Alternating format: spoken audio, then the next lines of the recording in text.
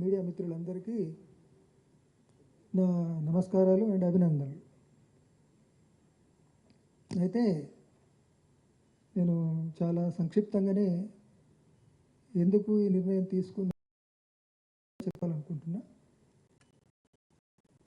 అనారోగ్య కారణాల రీత్యా నేను రహస్య జీవితాన్ని వదిలి బహిరంగ జీవితంలో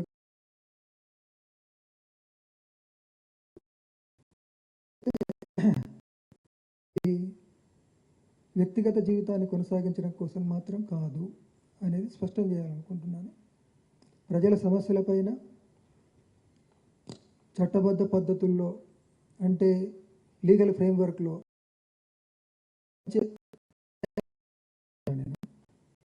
అంటే దాని అర్థం నా రాజకీయ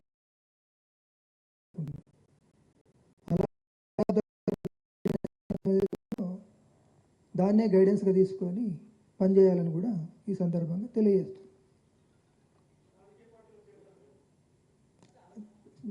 కొంచెం तो इसी बात को मैंने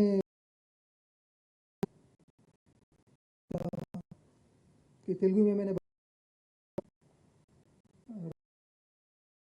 को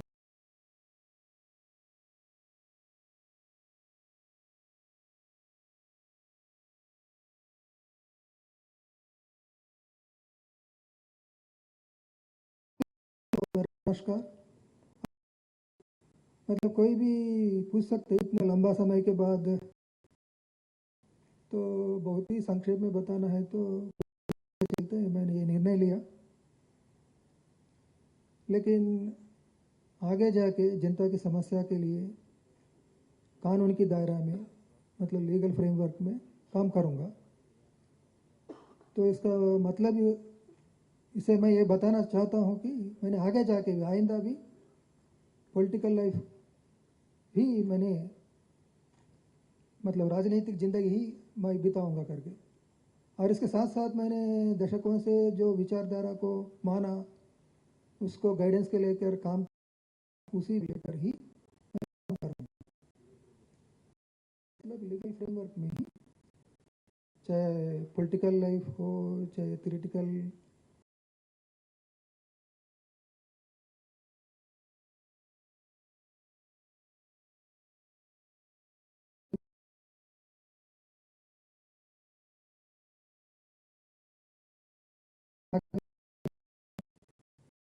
संक्षिप्त तौर पर मैं बताना चाहता हूँ।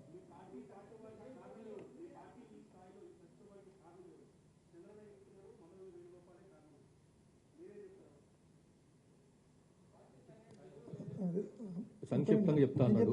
సో ఒక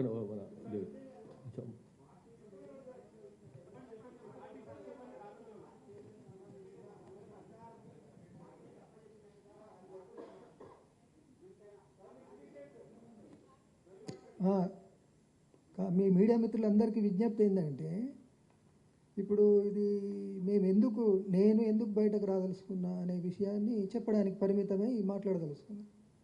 ఇప్పుడు ఉన్నటువంటి మీరందరూ ఎంతో ఆశపడి అడగడం మీ డ్యూటీ, మీరు ఆశిస్తారు కూడా. కానీ ఇప్పుడున్నటువంటి ఈ సందర్భంలో మీరు అడిగే విషయాలన్నిటికీ సమగ్రంగా వివరంగా చెప్పడం అనేటువంటిది సాధ్యం కాని స్థితి.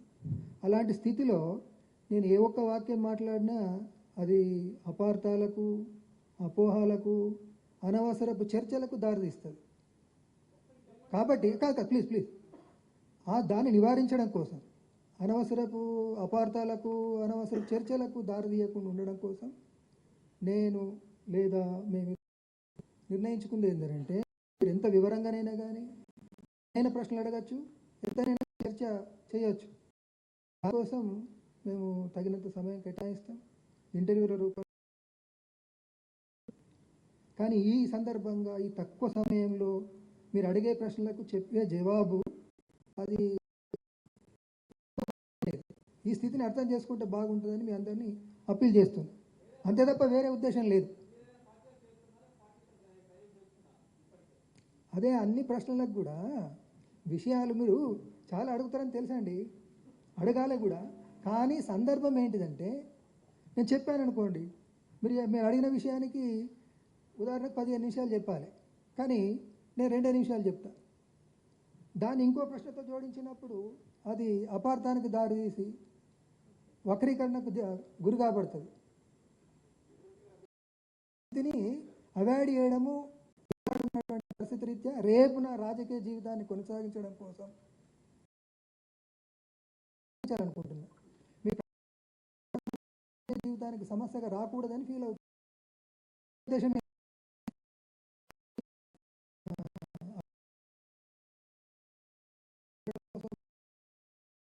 తీసుకోవద్దని కోరుతున్నా. అప్పీల్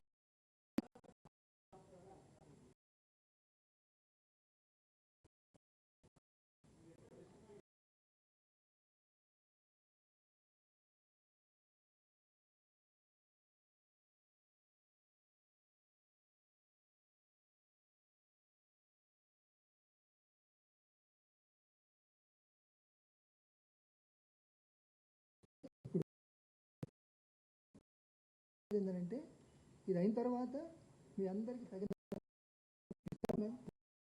జవాబు అది దానికి ఉపయోగపడుతుంది. Yeah okay, thank you very much friends, thank you. Sir ఆయన ఒక్క నిమిషం, ఆయన చెప్తున్నాడు కదండి మన రెహమాన్ సాబ్ క్యాబుల్నే తర్వాత మళ్ళీ పిలిచి మాట్లాడతాను, ఇంటర్వ్యూలు ఇస్తాను చెప్తున్నాడు కదా, చాలా వివరంగా సమగ్రంగా మాట్లాడుతూ అంటున్నాడు కదా.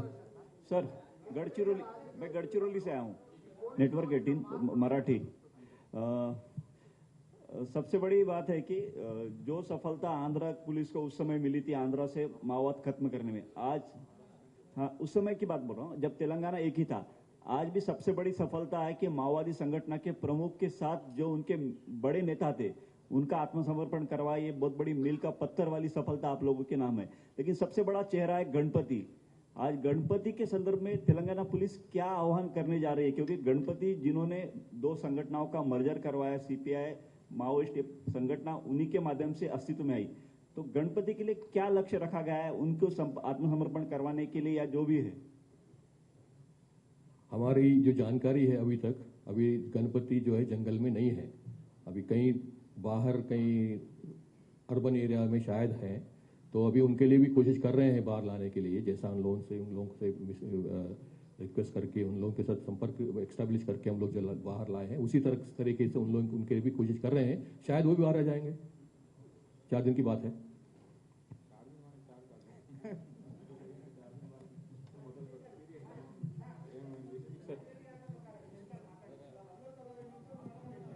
రాజిరెడ్డి గారు